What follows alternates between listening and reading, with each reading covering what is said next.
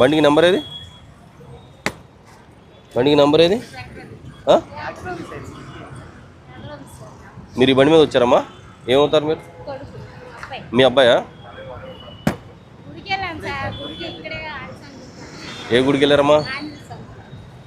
ఆంజనేయ గుడికి వెళ్ళారు. Okay right, సంతోషం. ఓకే, నెంబర్ బోర్డు లేకుండా తిరుగుతున్నాడు అబ్బాయి, పర్వాలేదా?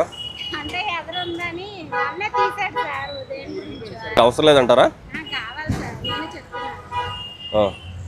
ఎందుకమ్మా ఇంత పవర్ బైక్ ఇప్పుడు ఈ కుర్రోడికి అవసరమే ఉంది? ఏం చదువుతున్నాడు అబ్బాయి? ఏ ఇయర్? ఏనన్నా కంప్లీట్ అయిపోయి ఏంటి గ్రూపు? ఈసీ. ఎలా చదువుతున్నాయి? ఎలా వస్తాయి మార్కులు? అన్నీ అయిపోయినాయి సబ్జెక్టులు అన్నీ? ఏమైనా ఉన్నాయి పెండింగ్? అన్నీ అయిపోయినాయా? బాగా చదువుతున్నాడా? బాగా చదివే కుర్రోడిని ఈ బైక్ వల్ల కుర్రోడు ఎంత అయింది బండిది? ఎంత అయింది? 1,30,000. మీరేం చేస్తారమ్మా? ఫాదర్ ఏం చేస్తారు? ఫాదర్ ఏం చేస్తారు? ఓకే, మనం మరి ఆ డబ్బులు దీనికి పెట్టే బదులు దేనికన్నా వాడుకుంటే ఉపయోగం కదా. మీ అమ్మగారికి మంచిగా ఆ 1,30,000 రూపాయలతో నువ్వు 30,000కి సెకండ్ హ్యాండ్ బైక్ తీసుకుని ఆ 1,00,000 రూపాయలతోటి మంచిగా ఆవిడకి ఏదైనా ఒక గోల్డ్ చైన్, నీకేమో మంచి బండి ఇచ్చి తిప్పుతున్నారు, ఆవిడేమో రోల్డ్ గోల్డ్ వేసి తిరుగుతున్నారు ఆవిడ. అవునా? అవునమ్మా?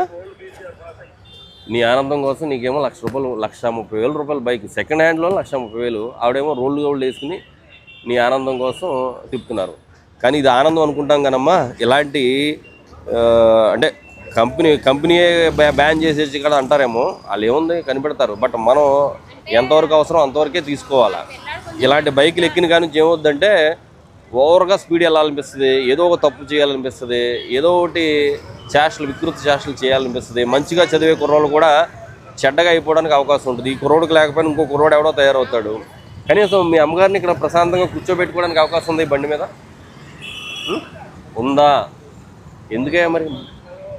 పోనీ ఈ బండితో నీకు ఎడ్యుకేషన్లో నీకేమన్నా యూస్ఫుల్గా ఉందా? దీనివల్ల నాకు మార్కులు బాగా వస్తాయి అని ఏమైనా ఉందా? వస్తాయా?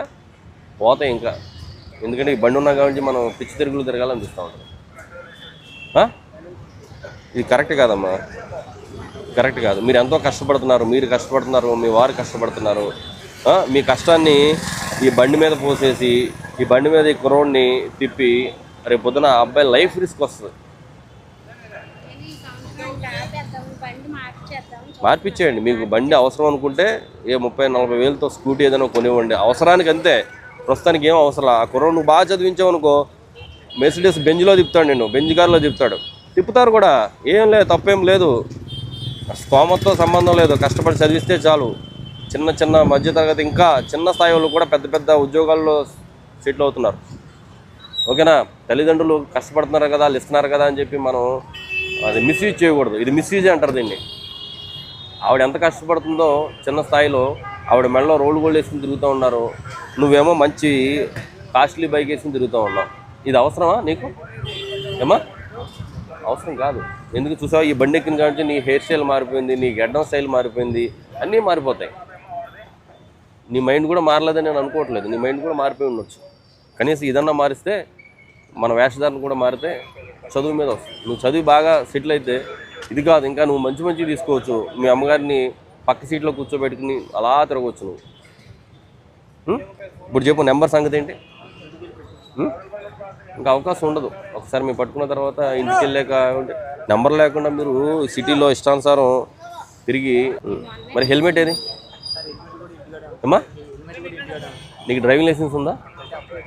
ఓకే, నీకు హెల్మెట్ లేదు, డ్రైవింగ్ లైసెన్స్ లేదు, బండికి నెంబర్ లేదు, మరి ఏముందని మీరు రోడ్డు మీద తిరుగుతున్నారమ్మా? ఎవరినో మీ తాలూకా ఎవరినో గుద్దేసి వెళ్ళిపోతారో, నెంబర్ ఉండదు బైక్. ఏ నెంబర్ మీద మీరు కంప్లైంట్ ఇస్తారు? కెమెరాలు చూస్తే దొరుకుద్దా నెంబర్ లేనప్పుడు? సో ఇప్పుడు అర్థమవుతుందా మీరు చేసిన నేరం ఏంటనేది? నెంబర్ ప్లేట్ తీసుకుని నా దగ్గరికి రావాలి. ఓకే, ఇప్పుడు అప్పటి వరకు బండి నా దగ్గరే ఉంటుంది. నీకు ఎల్ఆర్ ఉంటే ఎల్ఆర్ తీసుకుని నా దగ్గరికి రావాలి. నీకు హెల్మెట్ ఉంటే హెల్మెట్ కూడా తీసుకుని నా దగ్గరికి రావాలి. అప్పుడు బండిని పంపిస్తాను. అమ్మగారిని ఈ లోపు ఆటో ఎక్కించి జాగ్రత్త ఇంటికి పంపించి దింపేసి రా నువ్వు.